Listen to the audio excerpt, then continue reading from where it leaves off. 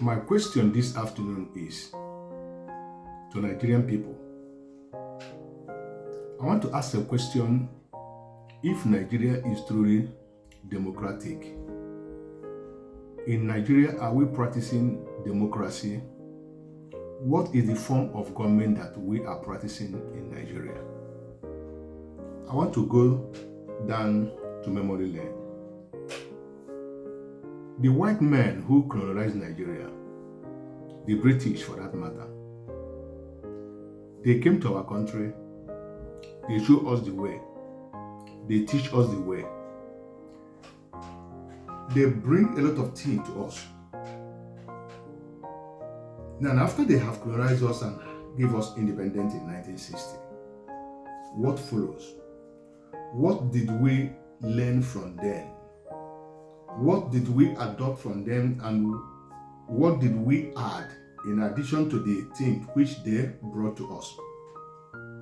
The coming of the white man to Africa, to Nigeria as a country, is it a blessing? Is it a curse? Some will say blessing, some will say curse, some will say both.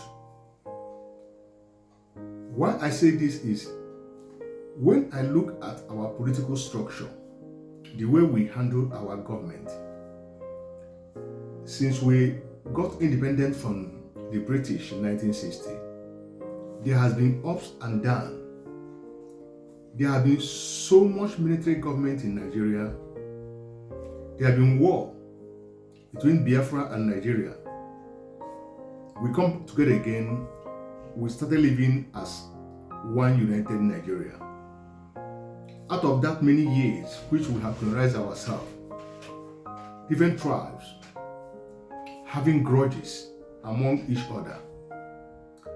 But the one that I wanted to focus most is this last general election that were conducted February this year. When you look at that election very well, Nigerians as a country has been clamoring for a change in government, because there's nothing left for that name Nigeria as long as the international community is concerned. But the youth come out in mass to say no, we want to take our destiny by our hand by voting for a particular candidate which they think that is the man who have the capacity, who have the ability to lead them out from the mess which Nigeria found themselves. But after the election, the process, the law, and everything that were being put in place to make sure that we have a credible election in Nigeria, all of them were defeated by the process by which the INEC, the body that is in charge of election in Nigeria, conducted that particular election, making it to be a kind of fraud in the eyes of international community.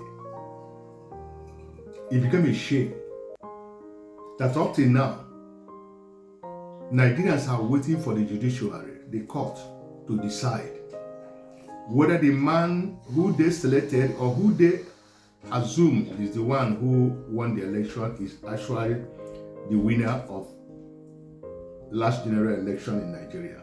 It's a shameful thing that after independence, we did not pick anything from the Britain who colonized us. They don't have this kind of thing. Everything is being done democratically to make sure that a credible leader we are appointed or we are voted in by the people. But we continue to bring in our negativities into everything that we are doing in that country. See, let me tell you, Nigeria is at the edge of breaking into pieces. All eyes are on judiciary now to know what they will decide. After the election, nobody come out on the street to begin to talk, to begin to demonstrate.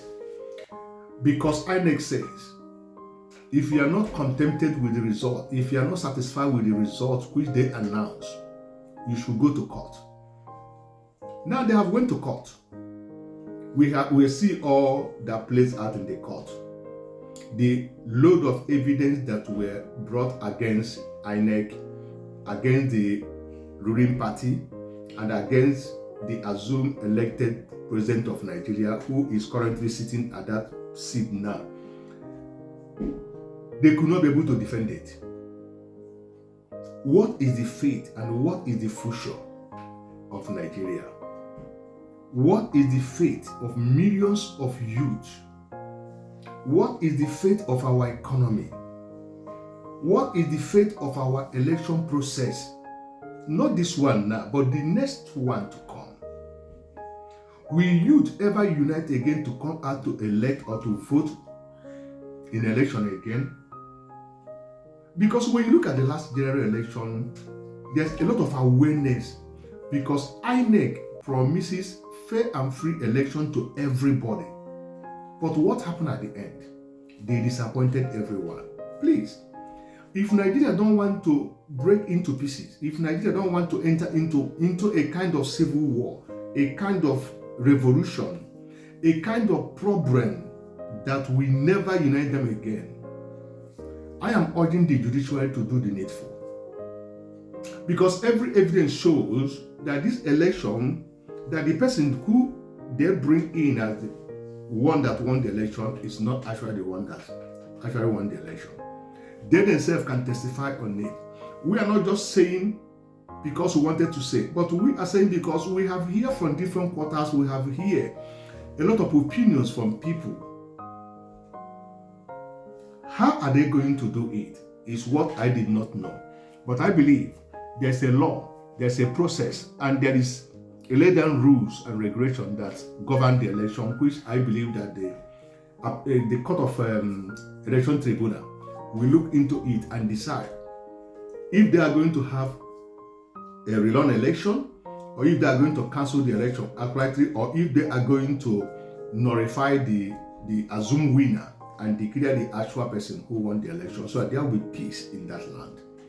Let there be peace, because Nigerians are going a lot of crisis right now in the country. We don't want more. We want the right thing to do, so that there will be peace. There will be a good governance. There will be respect to rules and law of the nation. There will be love.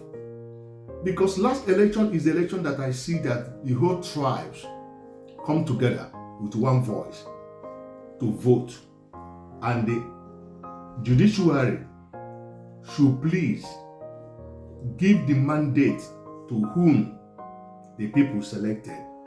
Not what INEC did by making an appointment to someone who sued them. INEC is supposed to be an independent body.